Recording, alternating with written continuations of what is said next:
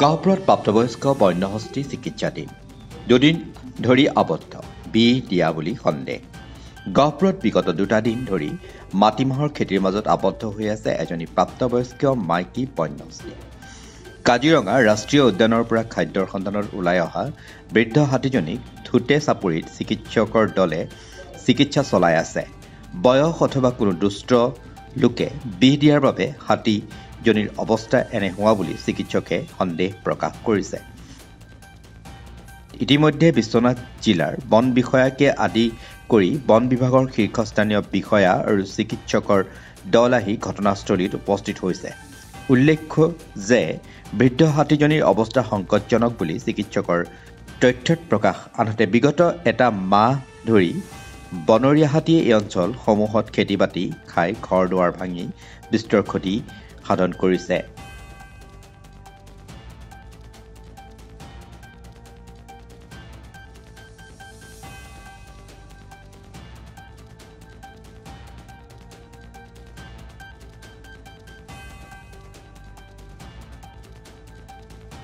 এনেকৈ পোৱা গ'ল পৰি থকাত মানে প্ৰায় অলমষ্ট কোমাতে আছিলে, পেৰালাইজত। এই মানে হাতী জাকটো কাজিৰঙাতে এনেকুৱাতে ঘূৰি ফুৰে আৰু কাজিৰঙা 6 চিডুল এৰিয়াবিলাকতো এনেকুৱা ঘূৰি ফুৰে। জাক মাইকী হাতী হয়, গতিকে জাকতেই থাকে। গতিকে তাইক এনেকৈ পোৱা গ'ল।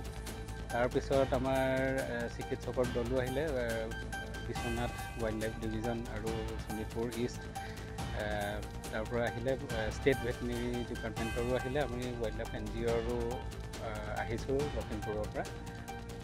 গতিকে কালিৰ পৰা চেষ্টা কৰি থকা হৈছে তাইক ভাল কৰিবলৈ, আৰু কালিতকৈ তাই ভালেমানখিনি গাত জোৰ পাইছে। আৰু কালি তাৰমানে যিটো অৱস্থাত আছিলে অলমষ্ট কোমা নিচিনাতে আছিলে, কিন্তু আজি বহুত মুভমেণ্ট মানে দেখিছোঁ। গতিকে আমাৰ কিছুমান দৰৱ পাতি দিয়াতো অসুবিধা হৈ গৈছে। কিন্তু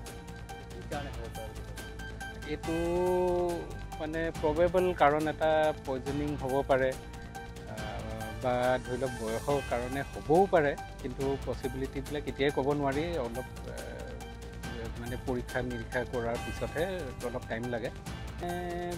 এতিয়া ধৰি লওক ইয়াত বহুত খেতি আছে, হাতীয়ে অনিষ্ট কৰে, মানুহৰ ক্ষতি হয়।